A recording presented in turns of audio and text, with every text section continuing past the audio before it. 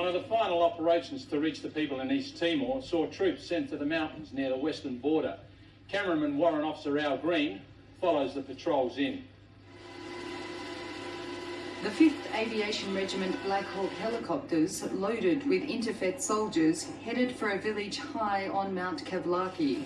The village of Rototutu, not marked on military maps, lay near the West Timor border, its residents' loyalties in the independence struggle not yet known. Codenamed Operation Annandale, the patrol was made up of 50 soldiers from Headquarters West 4 based in Suai. Infantry, artillery, signallers, commandos, medics and photographers, along with intelligence elements, made up the patrol, supported by Iroquois helicopters from the Royal New Zealand Air Force.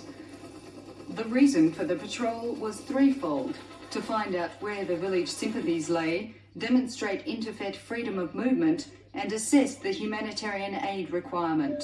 But any concerns about the village's allegiance in the independence struggle were dispelled as soon as the patrol hit the ground.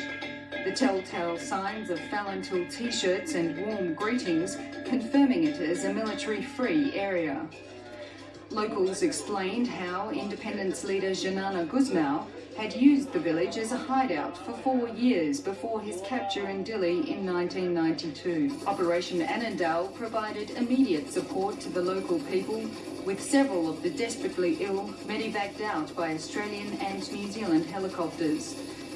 This was not the first time the locals had encountered Australian soldiers.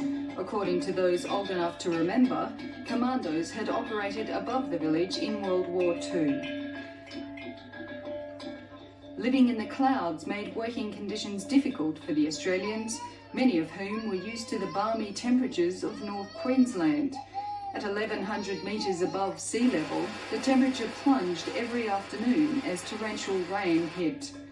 A town meeting called by INTERFET to explain its presence was mixed with local ceremony. Messages of peace and tradition were exchanged along with gifts of food.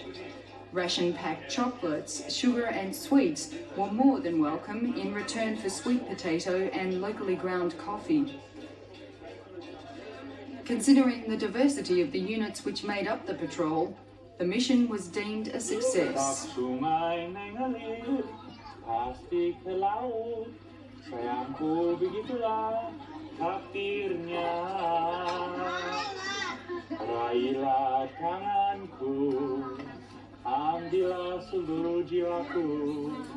Aku tetap menahan cintaku padamu. For I can't help falling in love.